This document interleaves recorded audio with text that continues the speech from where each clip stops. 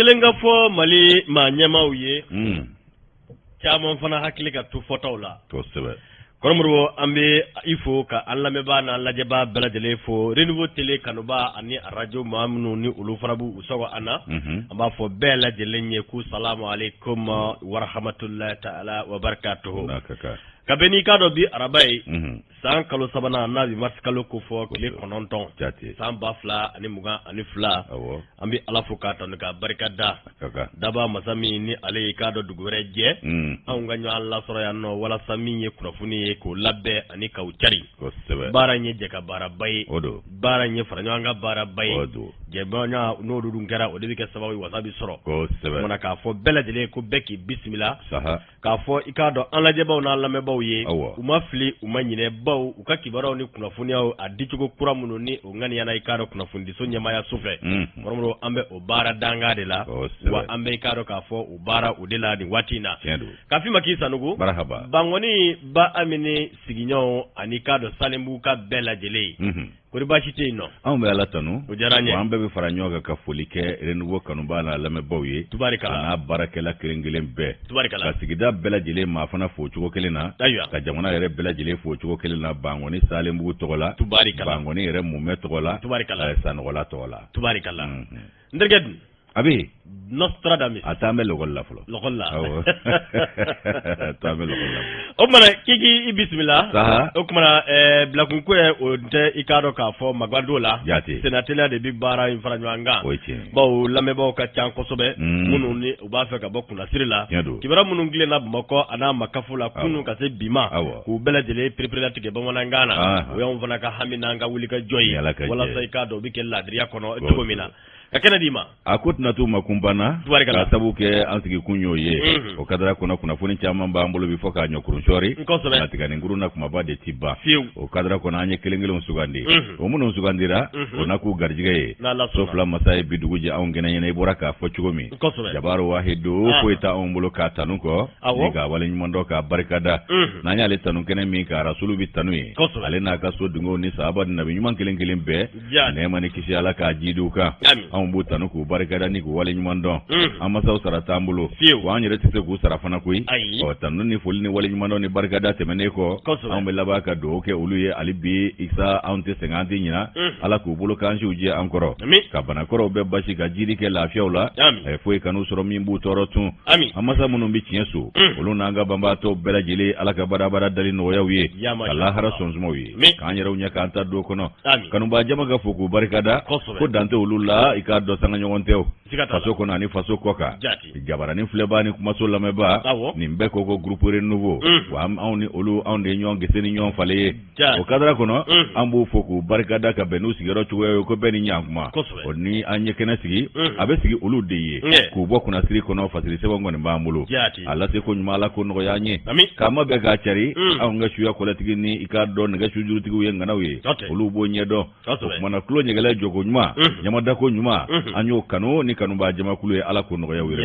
Siribe baasi tɛ denbaya la Maya ka kɛnɛ Maya bɛ yen alhamdulilayi baasi foyi tɛ Kɔrɔmɔrɔ Tabakɔrɔkaw bɛɛ b'i fo diyara n ye koyi ɲɔgɔn bɛɛ lajɛlen fana b'i fo ka laban i k'a dɔn ka dugawu ɲini i fɛ ani dugawu kɛlenw ka ɲi Ala fɛla k'u bɛɛ minɛ inshallah i y'a fɔ cogo min na faso Maliba kɔnɔ a n'a togodaw la Moro i k'a dɔn radio ka ca kosɛbɛ minnu n'u b'u kalanso an na kabi Kiriwani Kolokani Buguni ka se i k'a dɔn k'a fɔ Kucala ani a sigiɲɔgɔndugu caman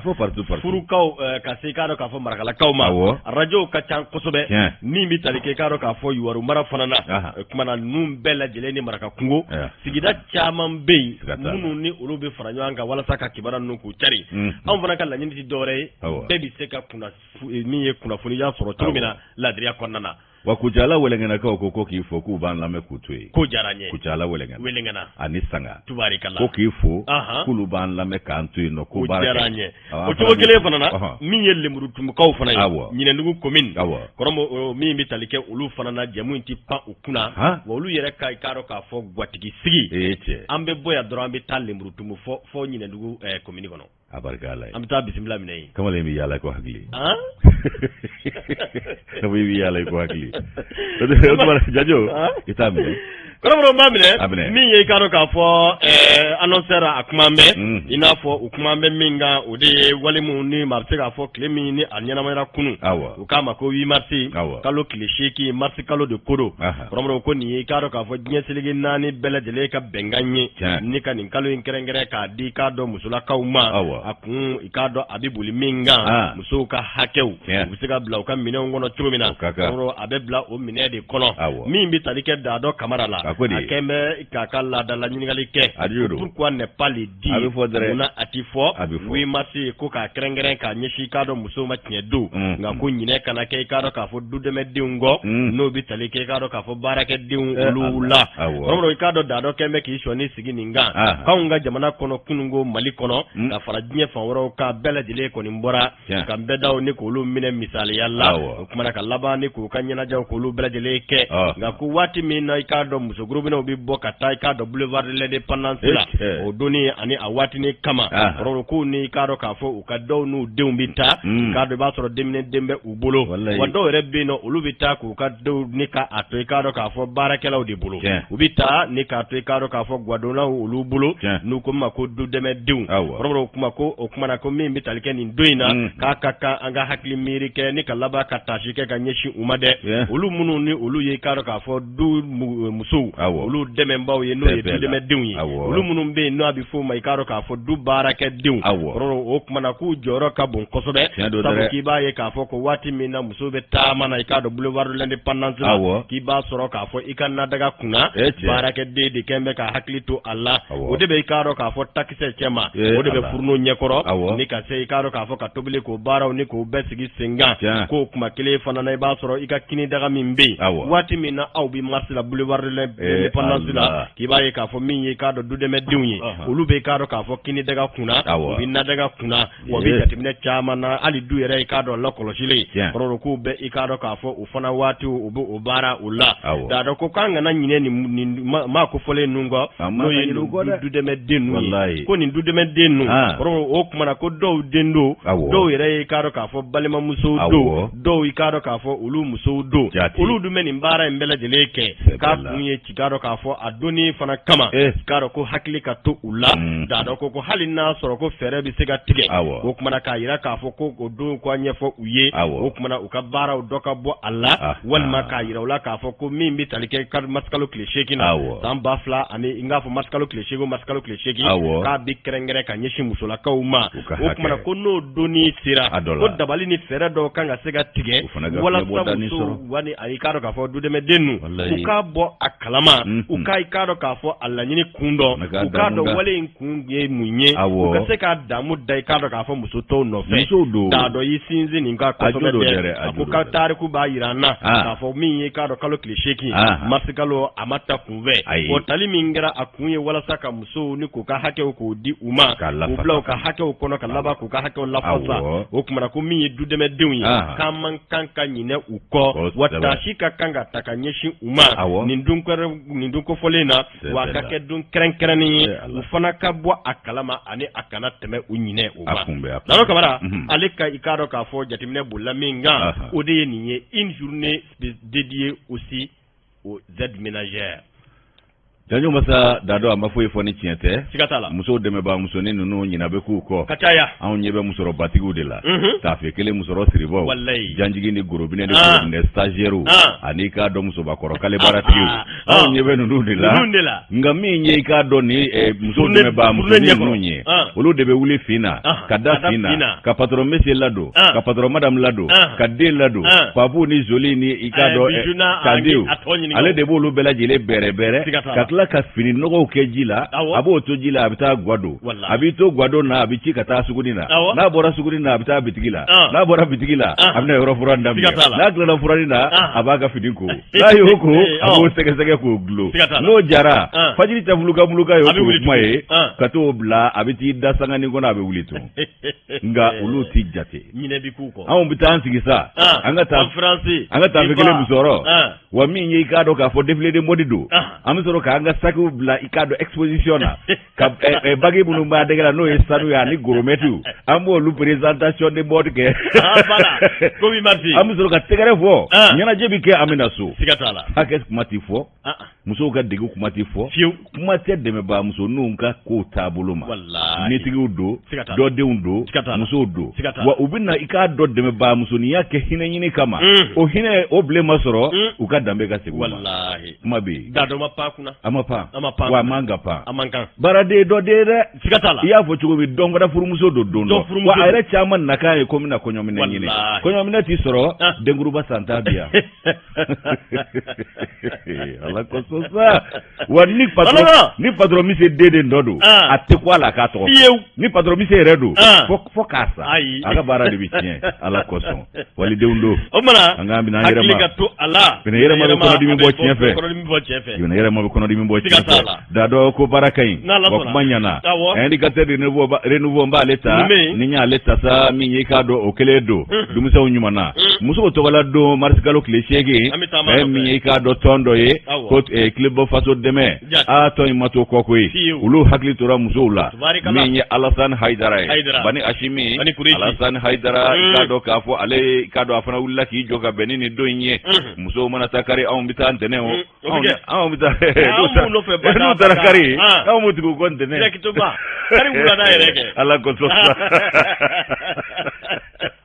o tuma Alassane Haidara Bani Hashimi a ko musow ka s'u yɛrɛ kɔrɔ musow ka lafiya da k'o ka dayɛlɛ k'o kan ka kɛ an bɛɛ lajɛlen ka kɛta ye o kan ka kɛ an bɛɛ lajɛlen ka kɛta fɔlɔfɔlɔ dɔ ye fara min ye tɔn ni ye tɔn ye tɔn in tɔgɔ de ye ko club faso dɛmɛ o kumana min ye k'a dɔn musow tɔgɔ la don kɛrɛnkɛrɛnnen min b'u ka hakɛ o koɲa ko fɔ n'o ye journée internationale de la femme a ɲɛnajɛw ni a kow bɛɛ lajɛlen kɛra ka bɛn ni kununko tarata ye marsikalo in tile 8 don in tɔgɔ dalen don yɛrɛ de la o kumana i k'a dɔn janɲo masa fɛn min ye k'a dɔn tɔn ye a ma ɲɛmaaba n'o ye président ye club faso dɛmɛ Alassane Haidara Bani Hashimi ale ko kumana k'olu b'u wuli k'u cɛsiri k'u kan di ni i k'a dɔn u galabu ja musow ka kow taabolo fɛ cogo min na musow ka hakɛ ko bɛ se ka matarafa wa fiɲɛbɔda bɛ se ka sabati u ye u ka se yɛrɛ kɔrɔ fana o ka kɛ min y'an ka jamana ye ko n'i y'a jateminɛ 100 jɔlen na musow kunnama bɛ taa 50 a n'a kunkanfɛn 4 na olu de ka ca n'an bɛɛ ye o kumana ko min ye i k'a dɔn n'i y'o ko ta k'o lajɛ i b'a ye k'a fɔ k'olu de bɛ i k'a dɔn kɛlɛ bɛɛ ɲɛma fana u bɛ wuli ka jɔ bɛɛ ɲɛma olu de jɔn bɛ i k'a dɔn so o guloma yɔrɔ fana na o kumana baaraw bi kɛ denw bɛ ladon denmasaw yɛrɛ bɛ ladon so bɛ ladon sokɔnɔfɛnw bɛ ladon banabaatɔ mana kɛ olu de b'o bɛrɛ musolakaw i k'a dɔn maa min mana kɛ n'o ye maakɔrɔ ye k'o tɛ se ka ko ɲɛnabɔ a yɛrɛ ye tun musolakaw de b'o bɛrɛ nka min ye duguba kɔnɔ musow ye olu ka kɛta a tɛ togodala musow ta bɔ dɛ Alassane ko togodala musow k'an ka taasi la kunun ka ɲɛsin u fana ma Alassane Haidara club faso dɛmɛ a ko togodala musow bɛ jɔyɔrɔ min fɔ anw ka adamadenya n'an ka jamana kɔnɔ k'o dogolen tɛ dɛ wa ko min ye k'a dɔn galabu ni wuli ka jɔ ye ani k'a dɔn cɛsiri ye ko maa tɛ se k'o kiri bɔ anw ka togodala musow la cogo si la ko kumana furancɛ fanga ko ale b'o furancɛ fanga maaw wele k'olu bɛɛ lajɛlen bɛ furancɛ fanga dɛmɛ maliden bɛɛ bɛ furancɛ fanga dɛmɛ Mali jɔsenkura ko min bɛ sen na o jɔsenkura ko n'o ma ɲɛ kɛ kɔ ɲina kana kɛ musolakaw kɔ ko sabu ko musolakaw sen ka don jɔsenkura ko la kosɛbɛ olu kɛn bɛ bolo kɔfɛtɔ fɛn ye jamana a n'a taabolo ni ŋaniyaw siri yɔrɔw la Alassane Haidara Bani Hashimi a ko Mali musow ko i k'a dɔn k'a fɔ ko gɛlɛya b'u ka sanga ni waati nka kabi 2012 san fo ka na se i k'a dɔn bi don in ma n'i k'a dɔn diɲɛ gɛlɛya sigiyɔrɔmalenw cunna anw ka jamana kan ko musolakaw de bɛ i k'a dɔn a ɲɛnimagoro la ka tɛmɛ bɛɛ lajɛlen kan o fana k'i bɔ yen min ye sɔrɔ nasira ye musakako nasira olu bɔgɔ ka fɛgɛ o la kosɛbɛ sabu se t'u ye dabali t'u ye wa o yɛrɛ tɛ ka d'u ma fana Alassane Haidara a ko togodala musow ko n'ale ye taasi lakunu ka ɲɛsin olu ma k'olu jɔda anw ka jamana yɛrɛ kɔnɔ da baloko la 100 jɔlen na 55 a n'a kunkanfɛ olu de b'o kɛ anw man kwa o la 100 jɔlen na 55 a n'a kunkanfɛn 8 olu de b'o da dumunifɛnw bɔ dugukolo la waati bɛɛ anw b'an kwa o la wa jamana den ko i k'a dɔn k'a fɔ k'an ka i k'a dɔn taasi lakunu ka ɲɛsin u ma min ye jidi ye sɔrɔ a n'a nasiraw a ko Mali kɔnɔ yan ko musow ko olu garisɛgɛ ka dɔgɔ a ko la kosɛbɛ dɛ ayiwa ko min ye i k'a dɔn u ka wuli ka jɔ ye cogo min na gɛlɛya minnu bɛ musolakaw kan k'o ka kɛ walasa o gɛlɛya ninnu ka wuli ka b'u kan ni muso ye hɛrɛ sɔrɔ diɲɛ bɛ hɛrɛ sɔrɔ jamana bɛ hɛrɛ sɔrɔ sɔrɔ du yɛrɛ bɛ hɛrɛ sɔrɔ o kumana ko togodala muso k'olu de ka gɛlɛya ka bon ni duguba kɔnɔ musow ta ye kosɛbɛ sabu hinɛ bɛ duguba kɔnɔ fɛn caman bɛ duguba kɔnɔ min ye k'a dɔn maa kalannenw bɛ duguba kɔnɔ ko nka togodala musow a maa kalannen man ca wa u bɛ wakilu an'u wasa u bɛ wasa sɔrɔ min na n'o ye cikɛ ye dugukolo fana sɔrɔli u bolo k'o man nɔgɔn o ye ko gɛlɛn ye k'o de ye woyemangaladen ye n'u wulila dugukolo ko la i k'a dɔn u t'o sɔrɔ hali n'u y'a sɔrɔ n'i ma farati a bɛ tila ka na minɛ u la i k'a dɔn cɛlakaw fɛ min ye dɔnni siraw ye ani laban taabolo siraw ye ko technique ani technologie musow u tɛ i k'a dɔn caman to o sira in kan dɛ min ye i k'a dɔn olu ka wuli ka jɔ ye ka sɔrɔ kɛ min bɛ juru ko fɔ ka u se k'u yɛrɛ musaka i n'a fɔ sɛnɛfɛnw min ye i k'a dɔn k'a fɔ a n'a nɔnaw ka juru sɔrɔ olu la ka jiri kɛ lafiyaw la ko o fana gɛlɛyalen don musow ma kosɛbɛ an ka jamana kɔnɔ min ye ji ye ji sanuma ani ji ka walankataw k'u ma mago dilan a la fo ka taa se kɛnɛya ani ladamu ni kalanko nasiraw ma a ko nin bɛɛ gɛlɛya bɛ anw ka musolakaw kan kɛrɛnkɛrɛnnenya togodala musow ta ka jugu ni bɛɛ lajɛlen ta ye o kumana Alasani ko min ye Bani Hashimi ye a ko bɛɛ de kan ka wuli k'i jɔ k'i kandi ka musolakaw ka hakɛ k'a lafasa ka tila ka i k'a dɔn a hakɛ matarafa fana o fana k'i bɔ ye ko ka musolakaw dɛmɛ jango Mali musow kɛrɛnkɛrɛnnenya la u bɛ se ka s'u yɛrɛ kɔrɔ cogo min na musakako nasira fɛ sɔrɔ nasira fɛ ani k'a dɔn adamadenya yɛrɛ taabolo la u bɛ se ka lafiya sɔrɔ cogo min na k'o fɛɛrɛ ni dabali bɛɛ de kan ka tigɛ ni musow y'o sɔrɔ bɛɛ ko an b'a ye k'a fɔ gɛlɛya bɛ ko caman na o bɛ nɔgɔya o fana bɔlen kɔ ye min ye i k'a dɔn k'a fɔ musolakaw ye k'an k'u ka ko kɛ an ka i k'a dɔn kɛta fɔlɔfɔlɔw ye min ye i k'a dɔn k'olu ka jɛkulu an'olu ka tɔn ko o ka hakilina y'o ye wa olu ka wuli ka jɔ n'u ka cɛsiri bɛ bɛn o ma min tɔgɔ ye ko club faso dɛmɛ tɛ taa muso dɛmɛ kɔ o tɛ taa o kumana Alasani Ayidara Bani Hashimi club faso dɛmɛ nin tun ye ale maa ɲɛmaaba ka kuma ye ka bɛn ni musolakaw tɔgɔla don kɛrɛnkɛrɛnnen ye mars kalo tile 8 Jamutɛnɛ y'a fasiri indicateur de renouveau kɔnɔ bi u ka bidon bɔli don kɔrɔmɔrɔ i k'a dɔn k'a fɔ hakili tɛ da kɔrɔ bɛ siɲɛ hakili b'a la k'a fɔ min ye Alasani Ayidara a ye i k'a dɔn k'a fɔ lawuli mun kɛ ani hakili lawuli min kɛ nin ye wulibaliw de ye wa ninnu ye tiɲɛw de ye togodala musow olu ka gɛlɛya n'an k'an ba dɔn n'an y'a da musokɔrɔbatigiw ta ma a bɛ gɛlɛya a ka jɛ ko jɛgɛjala ni a bɛ gɛlɛya olu tɛ loi 052 dɔn dɛ tuma min musokɔrɔbatigiw bɛ tɔncɛ ni paricɛ la togodala musow bɛ nakɔ olu bɛ lɔgɔ ɲini na u bɛ nakɔ kɔnɔ u bɛ taa ni ka segin la u ka to tobi la u bɛ ji kalayali la ka laban kɔrɔmɔrɔ o bɛɛ bi kɛ tuguni i bɛ ka jɔ ni du yɛrɛ fanba ye du fanba o kuma caman fana ɲinini bɛ kɛ n'u tɔgɔ ye a tɛ sɔrɔ ɲinini bɛ kɛ n'u tɔgɔ ye a bɛ hakili jigin maaban Segubani dɔnkilidala in ka fɔ la a ko ɲinini bɛ kɛ ni fanda tɔgɔ ye kɔrɔmɔrɔ nka fanda ta hɛrɛ sɔrɔ dɛ a tɛ ci a la o kumana hakili la minnu ni i k'a dɔn k'a fɔ olu ye musokɔrɔbatigiw ye u fana ka wuli ka jɔ a ka kan ka kɛ wale ye wimati man kan ka dan bɔli dɔrɔn ma wimati tɛ y'a fɔ musokɔrɔbasiri dɔrɔn balaba yirali dɔrɔn tɛ tɛgɛrɛ bɔ dɔrɔn fɔli tɛ kɔrɔmɔrɔ i k'a dɔn pankapuruti dɔrɔn tɛ a kan ka kɛ ɲɛ Madame Jalo ba parler n ko a fininin kɔni ka y'i la nka a ka taa kɛ tɛgɛrɛ fɔ ni dunufɔ ye a ka ɲinɛ a ka hakɛw kɔ n y'ale bilasira n'o ye n b'a kɔni a ka bon kɔrɔmɔrɔ i k'a dɔn indicateur de renouveau an bɛ to a kɔnɔ hali bi i k'a dɔn min ye sɛbɛn ni ne y'a ta ɲɛ sabanan an bɛ taa njɔ ye i k'a dɔn bɔ ko 3,513 i k'a dɔn kununko n'o bɛ tali kɛ 8 mars la an bɛ a ko kun kan o kibaruya la hali bi Bamakɔ an fɛ yan nɔ min n'o bɛ tali kɛ musow la u bɔra ka caya u bɔ ka caya kɔnɔna na i k'a dɔn gouvernement ɲɛma ale yɛrɛ tun bɛ i k'a dɔn kɛnɛ kan n'a bɛ boulevard de l'indépendance kofɔ ne ka nin maa kofɔlen ninnu ne ka u bisimila musokuluw ka bɔ ka caya in bilara minɛn min kɔnɔ u bɛ bila i k'a dɔn Mali kura musow jɔda ye kan ka kɛ jumɛn ye da donna a la i k'a dɔn k'a fɔ fasi Badiriba n'o bɛ Y Dunbiya ko fɔ Yakuba Dunbiya Wasolo a ye kalimu ta k'i kanto k'a fɔ min bɛ tali kɛ Dr Choguel Kokala Mayiga a ye k'a dɔn ne ka kuma mugu ta musolakaw olu ɲɛna a ko tasi bila u bɛ ta ka ɲɛsin Mali musow bɛɛ ma nka bolofa bɛ kɛ min ka bi kosɛbɛ kɔrɔmɔrɔ u ye anw ka wolomasiri tabaw u bɛ baaraba min kɔnɔ olu bɛ wuli ka jɔ min na kɔrɔmɔrɔ ko kɔni ye i k'a dɔn k'a fɔ tiɲɛ ye bɛɛ b'u kɛ seere ye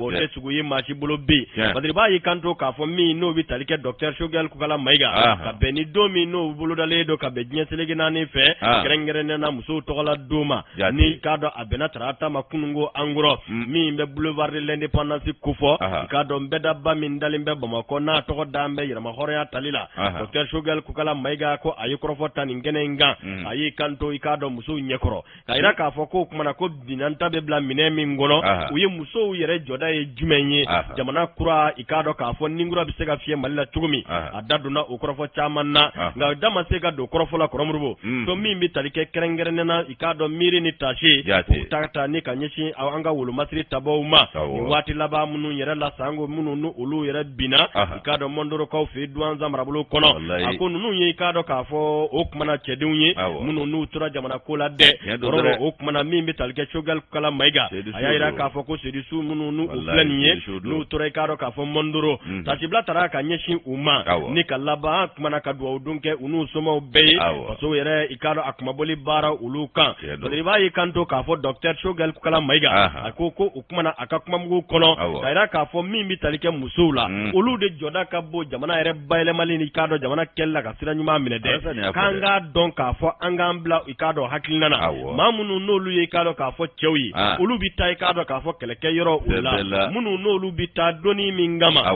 u jigi ye ani i k'a dɔn k'a fɔ u bilasira baw o bɛɛ lajɛlen ye i k'a dɔn k'a fɔ a musolaka kelenw ye k'a dɔn hali jamanadenya yɛrɛ kanu a ka sinsin dusukun na k'a bɛ kɛ tuma dɔw min bɛ tali kɛ musolakaw la olu ka kɔrɔfɔ ko jɔda ka bɔ a la kosɛbɛ docteur Choguel Kukala Mayiga ko nin kɛnɛ in kan n'a bɛ tali kɛ i k'a dɔn 8 mars kɛnɛ kan a y'i sinsin i k'a dɔn k'a fɔ kɔrɔfɔ min kan o de ye k'a fɔ an bɛ donni minɛ ko bi jugu kɛlɛli bɛɛ lajɛlen wuli ka jɔ kelen bɛ a la wa musolakaw jɔyɔrɔ ka bɔ a ko la kosɛbɛ dɛ k'a sababu kɛ mun ye k'i b'a ye k'a fɔ musow de b'i k'a dɔn k'a fɔ kibaruyaw lajɛlenw lasɔrɔ kuma caman wa olu de fana bɛ i k'a dɔn k'a fɔ dabaliw caman bɛ u bolo fɛɛrɛw caman fana bɛ u bolo wa bɔdaw caman bɛ yen n'i k'a dɔn n'u ye i k'a dɔn bilasiraliw kɛ a ka ca Ala fɛ o kumana an b'i k'a dɔn kunkolo bilasirali la ɲumanw ni k'o lasɔrɔ jamana ka segin a yɛrɛ ma jamana ka k'a yɛrɛ sago ye wa jamana ka kɛ i k'a dɔn jamanadenw sago ye k'o kuma ko muso jɔyɔrɔ ka bon kosɛbɛ jamana yɛrɛ i k'a dɔn a lakanani ani hakililajiginna min bɛ tali kɛ jamana a ka kɛ i k'a dɔn jamanadenw sago ye k'olu ye ŋaniyaw ni hakilinaw ye bi min ni i k'a dɔn k'a fɔ a bɛ furancɛ fanga mɔɔw olu bɛɛ lajɛlen ka ŋaniya n'o ka hakilina la k'a daminɛ ka b'u ka maa ɲɛmaaba yɛrɛ n'a b'i k'a dɔn k'a fɔ i k'a dɔn transition maa ɲɛmaa ko fɔ ko Lɛlɛ Asimi Goyita parce que i b'a ye kanto k'a fɔ ko min bɛ tali kɛ docteur Choguel Kukala Mayiga a ko kalo damadɔ baara wulikajɔ kɔnɔna na k'i b'a ye k'a fɔ bi don min n'o bɛ 8 mars ko fɔ k'o kuma ko o ye don ye don min n'i k'a dɔn k'a fɔ ɲɛfɔliw caman kan ka di ani k'a dɔn jaabi minnu n'olu fana bɛ si k'a dɔn k'a fɔ kɛlen na k'o jaabiw ka da bɛɛ lajɛlen kunna sabu ko wale minnu n'olu bɛ baaraw la bi n'o ye anw ka wolomasiri tabaw bɛ k'a dɔn cɛya baara minnu na bi olu bɛ ka juguw ɲini ni ka i k'a dɔn u si kana den tigɛ u n'a ɲɔgɔnna minnu baaraw bɛ sen na kɔrɔbɔrɔ o kumana ko min bɛ tali kɛ musolakaw la u k'a dɔn k'u jɔda ka bɔ jamana marali la koyi u k'a dɔn k'u jɔda ka bɔ anw ka i k'a dɔn wolomasiri tabaw olu ka cɛya yɛrɛ baaraw ni ninkura fiyɛliw u la ko musow jɔda ka bon na o kɛra docteur Choguel ka kuma ye Wadiriwa ko n'i y'a ta k'a jateminɛ ami pamu nguna ali be o de tasibila i k'a dɔn k'a fɔ a taa ni ka segin caman kɛra o kan wale mun kɛra Mondoro i k'a dɔn k'a fɔ Tesita a n'a ɲɔgɔnnaw bɛɛ lajɛlen ko ninnu bɛɛ lajɛlen ye i k'a dɔn juguw ka walew ye minnu labɛnna nka minnu ni i k'a dɔn k'a fɔ anw ka wolomasiri tabaw u ye se ni sebaaya sɔrɔ u kan ko ka bɛn n'u i k'a dɔn o wale minnu kɛlen filɛ kɔrɔbɔrɔ k'o kumana ko ali bi muso minnu n'olu jɔlen filɛ i k'a dɔn nin bɛɛ da ba in kan n'a bɛ boulevard de l'indépendance ko fɔ minnu bɛ yen n'olu fana bɛ i k'a dɔn jabaraniw kɔrɔ ka nin kibaruyaw lamɛn minnu n'a sɔrɔ cogo wɛrɛ la u k'a dɔn k'a fɔ Mali musow jɔda ka bon Mali yɛrɛ i k'a dɔn kumabɔli u la i b'a ye kanto k'a fɔ docteur Choguel Kukala Mayiga k'a ye sinsin nin kɔrɔfɔ in kan a ye musow ni k'u bila i k'a dɔn u ka bonya minɛ kɔnɔ hakɛ minnu n'olu kan ka kɛ u ye i k'a dɔn ko furancɛ fanga bɛ o hakɛ minɛ kɔnɔ wa furancɛ fanga ka hamina n'a ka jɔrɔna ye mun ye u ye min bɛ tali kɛ musow ye dɛmɛ ni dɛmɛɲɔgɔnya minnu n'olu baaraw kan ka se ka kɛ u ye o kumana k'u b'u yɛrɛ ye u minɛ kɔnɔ wa baara bɛ ka kɛ i k'a dɔn kɛcogo la walasa u bɛ se ka wasa sɔrɔ cogo min na parce que b'a n'a b'i k'a dɔn Igrek Dunbiya ko fɔ a ko min bɛ tali kɛ kuma kuncɛ kuma na min bɛ jamana gouvernement ɲɛmaa ko fɔ n'a bɛ docteur Choguel Kukala Mayiga ko fɔ a ko wele kɔni bɛ bila bɛɛ ma maliden musoman n'a cɛman nka sinsin ka kɛ musow ka kosɛbɛ sabu kununko tun ye don ye min n'a kɛrɛnkɛrɛnnen don diɲɛ selege naani bɛɛ lajɛlen fɛ ka tasibila kɛ ka ɲɛsin musow ma tiɲɛ don nka ka laban ka hakilila kunun kɛ min bɛ tali kɛ musow ka hakɛ u bɛ se ka bila o minɛ kɔnɔ cogo min na o kumana ko i k'a dɔn k'a fɔ u y'o don gɛrɛngɛrɛnnen ko n'a ma ɲɛ k'u ye ɲɔgɔn sɔrɔ o kɛnɛ kan u ye ɲɔgɔn sɔrɔ o k'a dɔn taasi bila kɛnɛ kan ani o hakɛ ɲini o kɛnɛ kan a ka kan Mali yɛrɛ ka fanga Mali marabaa minnu n'olu b'an kunna be olu bɛɛ i k'a dɔn dangan ni wulikajɔ min na nin baara in na ko pereperelatigɛ ka jɛya ni k'a yira k'a fɔ min bɛ tali kɛ i k'a dɔn Mali marabaa bɛɛ i k'a dɔn cakɛda maa ɲɛmaaw bɛɛ gouvernement kɔnɔna na ani k'a dɔn institution minnu bɛ yen bɛɛ ka hamina de ye min ye be u ye yɛlɛ muso bɛ se ka lafiya lasɔrɔ cogo jumɛn sabu ko muso ka lafiya o bɛ na ni du ka lafiya ye a bɛ na ni dugu ni k'a dɔn jamana ka lafiya ye k'u bɛ o baara de la be baara min n'a ɲɛmaaya ye i k'a dɔn bere yɛrɛ bɛ maa min bolo o ye Colonel Asimi Goyita ye Badiriba y'a fɔ k'a fɔ ko n'i ye nin bɛɛ jateminɛ ko wulikajɔba minnu n'olu bɛ sen na ko kumana baara in bɛ taa ni kuma bɛ kuncɛ ni mun ye o ye ka taasibila kɛ ka caya ka laban ka dugawu don kɛ ka ɲɛsin banbaatɔ ma minnu n'olu tora jamana ko kɛlɛ la i k'a dɔn k'a fɔ anw ka wolomasiri tabaw olu fɛ o kɛra i k'a dɔn k'a fɔ Dr Choguel Kola Mayiga ale ka wele ye min n'a ye kɔrɔfɔ kuncɛ ni min ye Fadiri an y'a bɔ i k'a dɔn indicateur renouveau Yakuba Dunbiya ale ka Fadiri don Fasiri ɲana kuma wɛrɛ ɲana a walew a k'a dɔn olu ka kɛ fɛn min i k'a dɔn kɔnɔ kɔrɔlen kɔni ye duga ye nka so dugulen kuma o caman bɛ fɔ so nugani ɲɛna musolakaw de ye so dugulenw ye kow tɛ taa u kɔ a ko ka ca dɛ kow tɛ taa u kɔ dɛ n'u tɛ ko min na o man di koyi i m'a ye a b'a fɔ ko la nuit porte conseil ayiwa u kɔrɔ n'a kɔrɔ bɛ ɲɔgɔn na yɔrɔ nuit bi ye nuit bila ye bi ye nuit bila ye dɛ a ye conseil jumɛn d'e ma na nuit porte de conseil a fɔ madame donne conseil na tubabukan nagara ba ko man di madame donne conseil la nuit ko ye na nuit bila ye la nuit de la gala ka jumɛn d'e ma kumana ni cogo do ni maa min ko muso tɛ fɛ safuru la i dala kuma tɛ n da fɔ sɛbo n'a tɛ maa min fana ko e tɛ pu tɛrɛ ye fa faga o de do amin bisimila Sanogo tribune libre i k'a dɔn b'ale ta ni ye tribune libre ta an bɛ taa sigidaba fɔlɔ la commune 1 Jumanzana ko funangɛniw murutira Jumanzana funangɛniw murutira fɛn min i k'a dɔn dɔgɔkun laban tɛmɛnen ko i k'a dɔn u ka murutili kunba ye u ka sira ye Jumanzana nafaji ne muso ka gardien bɛ jo de y'a to ale ka moto kelen don ko gɛrɛkɛ moto n'a donna quartier kɔnɔ fo denmisɛnninw bɛ boli nafaji in tɛ jalakɔrɔji sira in dɛ ayi dɛ olu fana fajigila sira in dudu Jumanzana jelibugu fajigila Jumanzana nafaji n'o ye nin do ka taa fɔ Marseille ninnu na ye olu fana murutira a sira tɛ sɔn hali dɔɔni o de ye Musa Bayo ka moto kɛ gɛrɛkɛ moto ye n'a donna anw ka kin kɔnɔ denmisɛnnin bɛɛ bɛ kɔlɔsi e m'a ye hali a bɛ k'u ɲɛna ko sari kɔnba bɛna ja moto don Antoine Bɛnkɛ fana Madu fana an fɛ yan kɛ e ɲɛ t'o ka moto n'a sogo kɔni n'i y'o ka moto ye a sira in tɛ sɔrɔ a tɛ ko hali BRDM na kuma tɛ moto ni mobili ma sira in man ɲi bisimila o tuma na dɔgɔkun laban tɛmɛnen Jumanzana nafaji k'a dɔn k'a fɔ kilomɛtɛrɛ 3 bɔ ɲɔgɔn kɔ o baaraw bɛ sen na nka denmisɛnw olu ye i k'a dɔn wulikajɔw kɛ ka i k'a dɔn k'a fɔ ka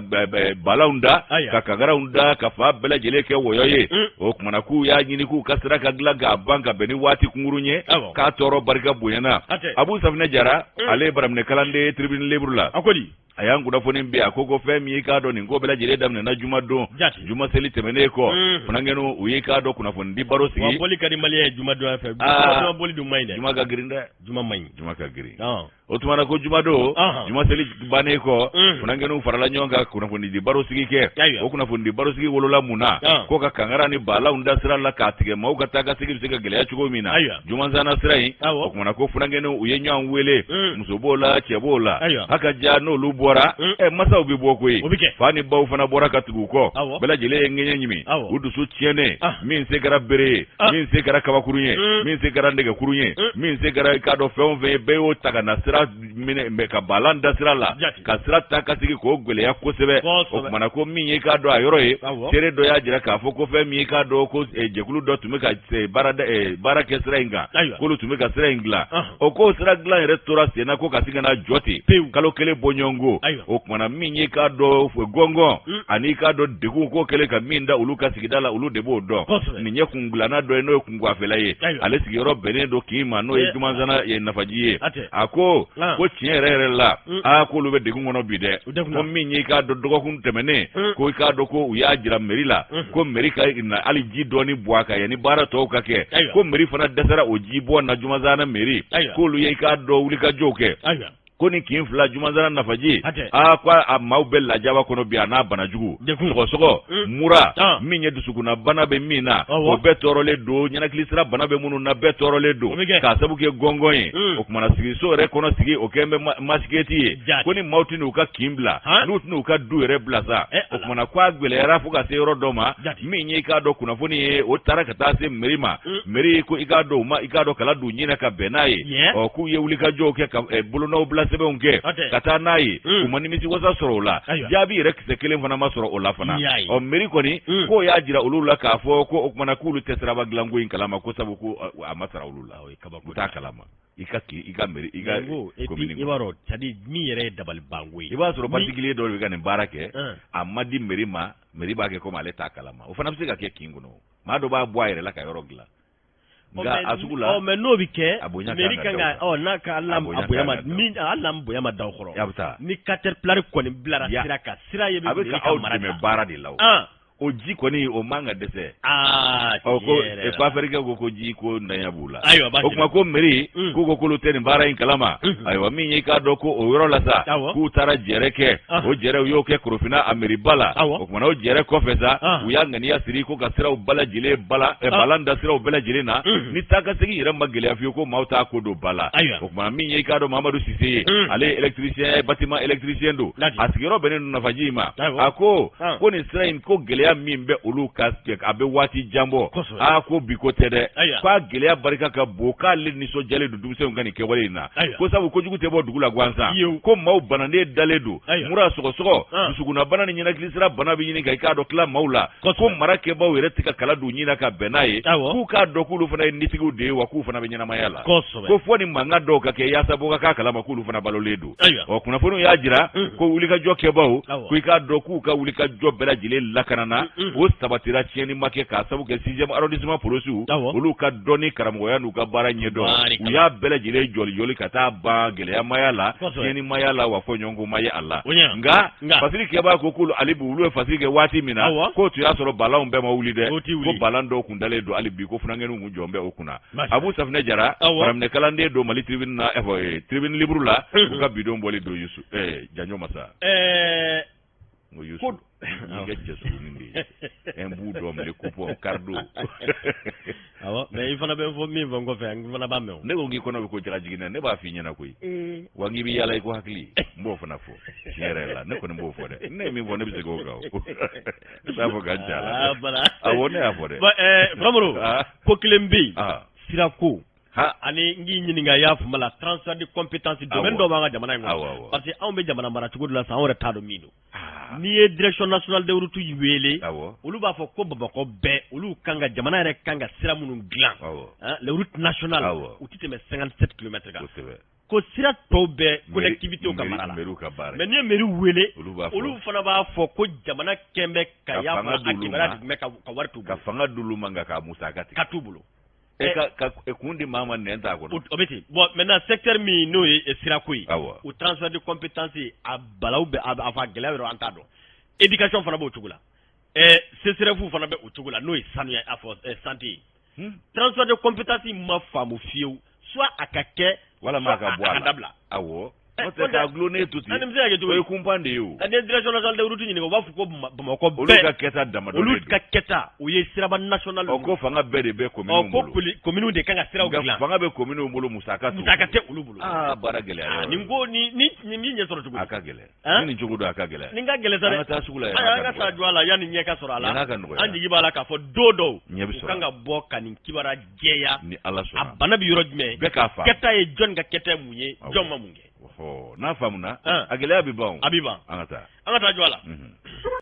Karamɔgɔ an taara an nana dantigɛli janto la ni da magara sirako la Mali kɔnɔ dɔrɔn i da magara koba la dɛ i ye ko kɛ dɛ i ye koba de lama o ye kelen ka koba lama baw forobabana de don forobabana don wa bana bɛ bɛɛ da la a bana bɛ bɛɛ da la falokaw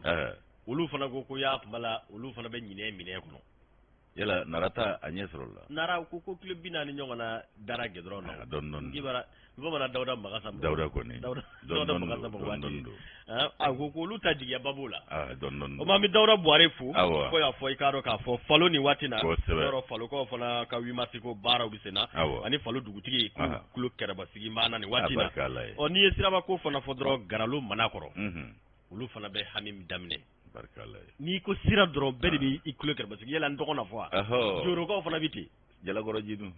angoro ya jalagoro jika olu fana biti on fana mi ya mala juila masiki kebila on fana biti agata fana mena agata atibare o masira ko kuma gacha awo koromoro o kuma ambitanye mi mbe talike facilité ba mi ni angama ko le national amitama ale nove ikado mi ni obi talike ministry mi nyashine ndo anga tugudaw yiri wale kunga kibara nyara balima na bi murbo kita kufo ko alitama na nikase ikado chakeda bala chakeda mi no kama ko mali tracteur o mi mbe talike ikado juma temeni kalo klinani mars kalo samba fla ani mugani fla ministry development rural murwo keta anaka jamakulu ku yetama tota ku kunjin yoroko folema société mini aflani karo ka fo samanko kaufe nu ka bara benedo tracteur ulu koni labele uluma samako krenkrena nabe mande communal ku fo badriba yi kanto no obitalke jibrila musa maigala nale yere bramlin kala ne national kono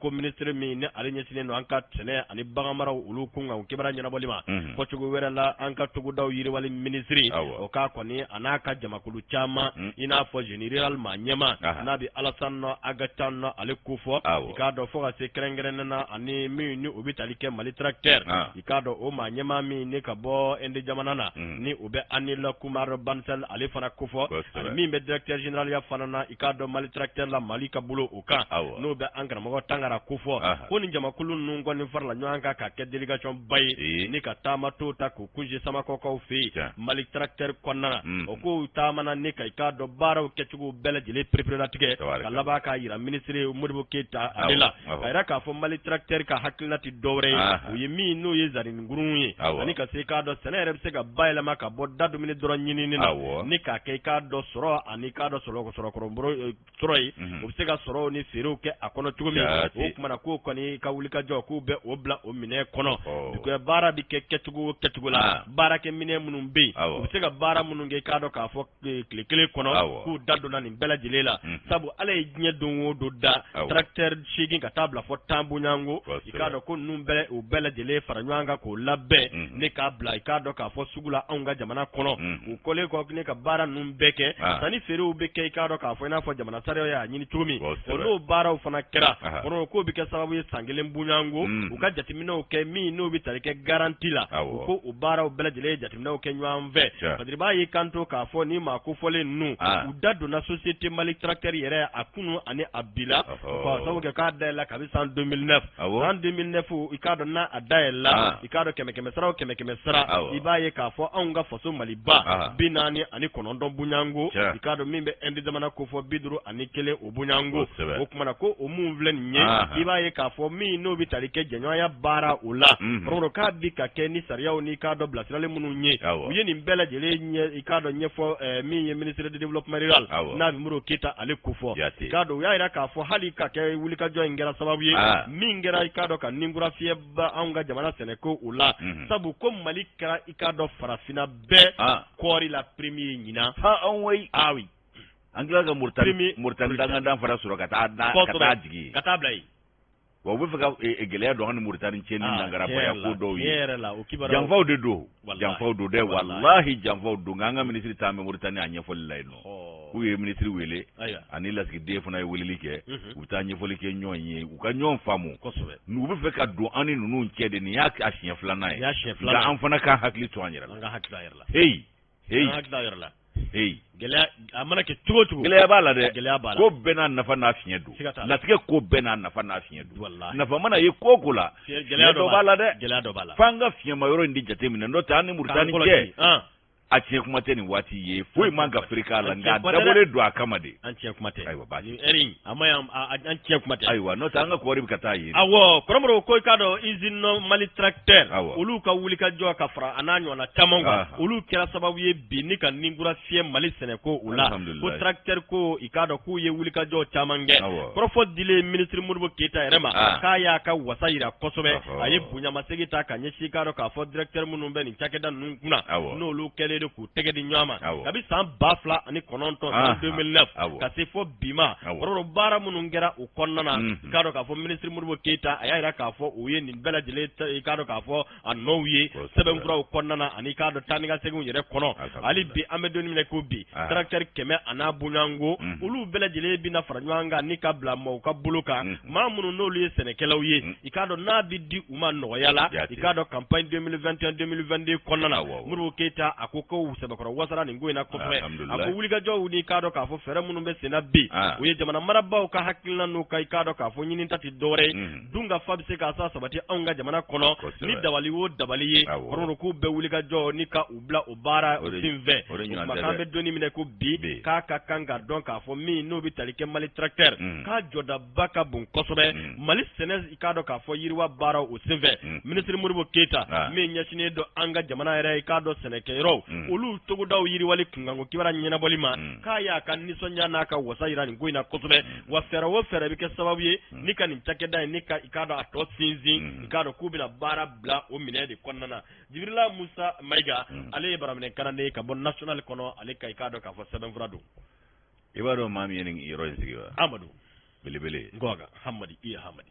an bɔra jɔ an bɔra fadenya la ale de y'a kanu awɔ ko Mali sɛnɛkɛla bɛɛ ka tracteur sɔrɔ an ka bɔ dabaninkurunin baara ni sari bilennin na siga t'a la ko an ka bɛɛ ka tracteur sɔrɔ ka tila ka sɔngɔ ɲɔngiri k'a bɛɛ wallahi maaw jufa d'a ma cogo min na hali ni cikɛla kelen-kelen m'a sɔrɔ buguda kelen-kelen tracteur kan ka ye maa min bɛ mago dilan ka tila ka sɛnɛkɛlaw tɔgɔ la don kɛrɛnkɛrɛn k'a fara tracteur ko in kan kojugu n b'a f'i ɲɛna maaw tɛ kelen ye tiɲɛ yɛrɛ yɛrɛ la maaw tɛ kelen ye dɛ maaw tɛ kelen ye ale tɛ k'a hɛrɛ to an bolo wa ale b'a tɔnɔ na bi wa a b'a hɛrɛ la bi wa nka n'a ta bɛɛ nka a b'a tɔnɔ Ala ta fan fɛ n'Ala Ala de b'o k'a ye ni faso kanu ye bato dɔ ye Amadu Ala ka sara kari ya masha Allah Ala ka sara kari wallahi sinon ni Mali tracteur la ilaha illallah a kɛra bɛɛ ɲɛna ale de taara ɲini ka na indi jamana ko indi jamana fɛ a don kama endu yɛrɛ nisɔndiyara ka se hakɛ min ma ni ko kun kɛra o cogo yɛrɛ la ko Amadu ka n'u kuma fereke don gesew la esa tun b'a sɔrɔ tracteur bɛɛ bɛ ka bulonda la tiɲɛ yɛrɛ yɛrɛ la ko a bɛ courant di a bɛ ci kɛ a bɛ ɲɔ gosi tracteur ɲɛci ka ca koyi togoda yiriwa yɔrɔnin kelen nka ko fereke-ferekera o kuma wa a ko wa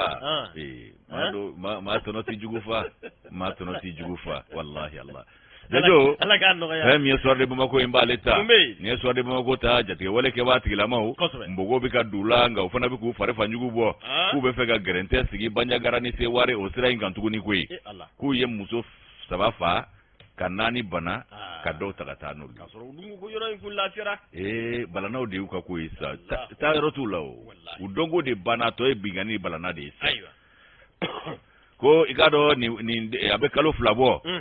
ko i k'a dɔn maaw kun hakili latigɛlen bɛ foloko falaka nin sira in kan kalo 2 mun bɛ maa si tɛ ka siga i k'a dɔn route nationale 15 minɛ ko ye sabu ko lafiya kun nana fɔ k'a fɔ a to ten hakili latigɛ kun nana maaw tun ye i k'a dɔn k'a fɔ u hakili latigɛ k'a fɔ ko binkani kɔni baden ye nin ye janko civil minnu bɛ yɔrɔ la ye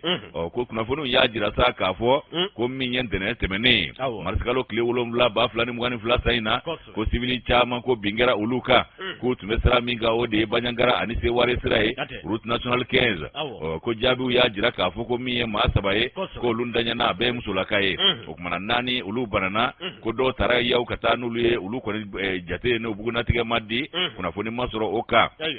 janyo masa ko 4 minnu i k'a dɔn muso 4 minnu banana ani 4 minnu fara sa kɛ ko a bɛɛ lajɛlen ye musolakaw ye ni ninnu yɛrɛ ye cɛw ye a bɛ taa bi musow dɔrɔn de kan ni Ala cɛ ni ye ko ye nka ni dɔnko banna i bɛ ko bɛɛ kɛ i haraba to be ali tele du yire la wallahi o gona mi e kado ko bingani mi fleni ka ko ni kara kado sigili do senve me nyana je badola mi e kado manye masigi dogono ka manye ma mi be wele ko hogo banyangara hogo nga sigili do de kundo o kuma ku ye ikado jate mi na do ka bela jile jambole ko lakana ko la ka soro kana ni bara indike o kuma ko mi e kado lakana tigila mau olu ko ni kun keste ga lakana balia do jate bala ni do kama haka ja mi e kado manye ma wi olu fana kado ko bela jile kunyesine do hogo sigili ko o giringa joma dozo olu kuma ikado mununu salula yoro dola nga jate wale ke batigila manu uye mauka hakli ikado ode chien mau jambole ko bela jile na wati mina u balalaka na shuru ikado ni roko volenga aiwa minyi ikado sigida mauye olu ko ni ko ikado ka fo ko ni akera ni misa ubulo doni sabu tunganga jatemina uke o minyi ikado ka fo kuna fono olu ya jirasa ko hogonga sigili banyangara ni do kama ko jama bora fa befe maucha ma de tumeni sirata ku volenga sabu mau bi boro benga bebi bolika do route national 15 gano RN 15 o kuma ko Allah kana ko hakilla tige ku yo fana ye jama be ikado taga sigina mami hakilla tige kono de minyi ikado dana amasagu alega kuma sala ka fola ako ku yo de jatemina de ko kana balaka bote no ko ka yusuru mauka aywa ko minyi ikado ka fo ko alna ya suro fama yulika joke wati labanu nuna ka yoro mbela jele bedala salo ko ka dangaru la kan bugo kono kele dula ko kelengele munu prokutora ka buli munu kisira kata shula ko olu de bitu faranyonga soni son ube balaka na ngo masina oke ya saga maubo udabulu la ku be feka mautoro alibi atoni mi no stoku ni fali kele ko ka stoku mi ndui ko stoku de be ka singa na ngo nungeta ube balaka na bi mau ka de ta nu yere o ko mi nye musolaka uye ku bina olu de ka sein ka fali ta kulu segere akara sigida mina oye goloye ani ka do degembere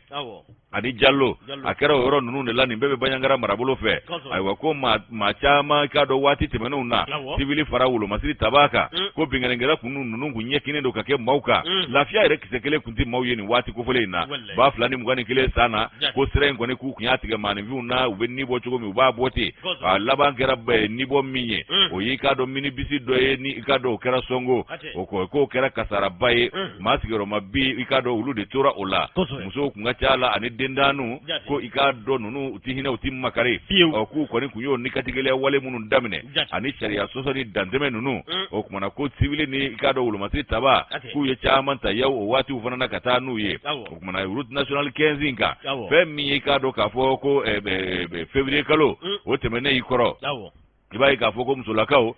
ko olu chama mbora ni gatama ka jira ka foko fanga ka aklitu kala kana kula alibi ko fanga ku kala kana ko sabati sira mimbe bangasi ni koro sira kofo ko muso ka ulika jote mene ko de ni mbara ni na lefleke ufeni etuguni ko muso ka ulika jore famba kunye munye wati temene maamine ne munu mubulo ko otaji ko luka kanabla soro ku kunye ulika joke tugo mina fanga bseko kanabla feretige ko groupe au soutien à l'islam et aux musulmans j'ai ko maude ka bara eninye aywa ko jadi mamunundo ku tunkele ka sira nyira gele mau bulunga mbogo min donula o ya to sira nye lafia soro ku ye ka do mau jambole de toni dode kana ikado ni dangare walinge route national 15 oka o ko semi mbu yebi o de ka toka balaga ni ngunge ko note ko totula ku atoni mintura ku lu de ka bara eninye o kuma ku be feka dugu de balimuna ko lu ni ikado larme ka jenko manyonya de ko de tika beuma ali doni ko be feka dugu de onde bale ola ulu ni larme kana jengo manyonya ke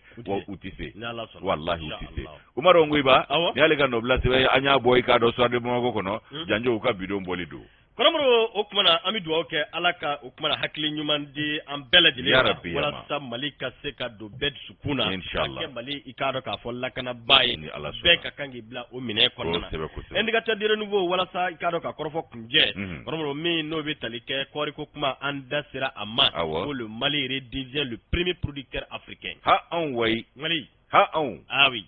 kori senena ko kado ka fo farafina kuru kara farale nywana Mali de kado ka fo folo Mali de ka kori bota ka cha min vana be ni ikado ayechugo kan na makadi kateme kado farafina beka bi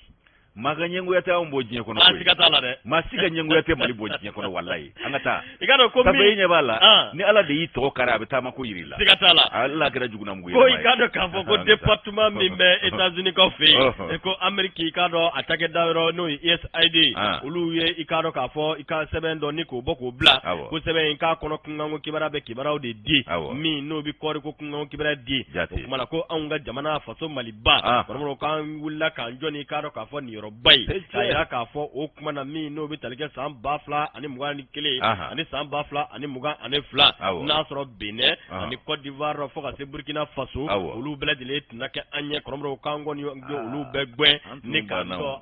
anjo ajoro la antu bara ko resele maka sabuke do fana kunte munu ka mauga senga tunte don falaki munu fana kumba ko kuna olu te korishu ni da sun do ga bono ayo fo yaw o fora chien mami te korishu ni da sun do ga amada mami ngogo sanum zega gedda waye obe mabika hakili okuma ko mi tarike kori sene ko kungelera an bafla ta ani kononto ani bafla ani muga mugo masigidi min yere kamana gwa kera mali dela kori ye mali ka soro seben bay ko san bafla ani muga atani kononto na bafla ani muga ko kori sene na uyu banga kori sene ka sababu ke karo ka fo udusu boli inu songo aledo dimine tungo bormo ko wala sa ikaro ka fo ko fura kon bi soro la watimi dukana ni karo ka fo baylema uye o baylema munu ngera sababu ye ikado maraba kura woro nana o ikado hakilna kura woro fana tara kori sen na ufe o kuma ko ye wulika jokke mali e kesiri dugudi ye o ikado kori sen jon ikado sigida munu be ulu ye barakela udi ye o ku wulila ku job bormo kuma na mimbi talike mali kori o kuma na ka boka sene ka chaya o ikado mime États-Unis yere atake da no be USAID ulu ka chake bulu fara min nyeshini de ikado jatimnena farafina klibi enfant ve ulu ye jabi bo ka fo kene mu yere no walanga tala ka sene ikado ka fo sigida o konnana ikado kene ni abe hectare ba keme wolonvla ni bi kono don ni duru ko fo biba e keme sara ikado keme saba ani bishegi ni fla o bla dile mu ondora ka fara nywanga biba e kanto ka fo ni ata ka jatimne ko mi me talike malila mali be ikado ka fo benenye ne mi ni ale kumbe hectare ba keme woro ko sene kuno wari ikado ka fo hectare ba keme nani ani bi woro ikado mi mi talike faso mali ba boro o kuma na ko ukado ko mali ni bela jele la dan ka laban tugune ka dani kori la nyumai ka dani ikado ka fo kori yere ikado ka fo alabengu nyumai wa kori senna munu nulu banga jamana koro boro ukado ka fo ko mi mi talike gele koro nun demene ulu ya famu ka fo ulu ka chesiri ukira sababu ye ka ningura fie mi mi talike kado ka fo soro kunda anyiti chageda mi yere nyashine ndo kori ko nyana bolima semdete ollinga ulu bela jele ka wuli ka jo boro ki baye ka fo be doni mine ko bi ikado mi no be USAID kan chakeda en kuko wiye sege ke ka tendeli ke ka ye ka fo ka jabi boka bi ko mali de premier cheshite mali ka ikado farafina kori senena on way wi bo yi wala be bali de million kelembo ikado munum bele jele kon be ka labbe munum labbe na munum be ikado ka fo tamatiro ka ba munum be na ikado ka fo soro ballanati anga jamana ko kambe doni mine ko bi faso mali ba ikado tageda mi na be semdete kufo ikado mi no bi tarike ko mako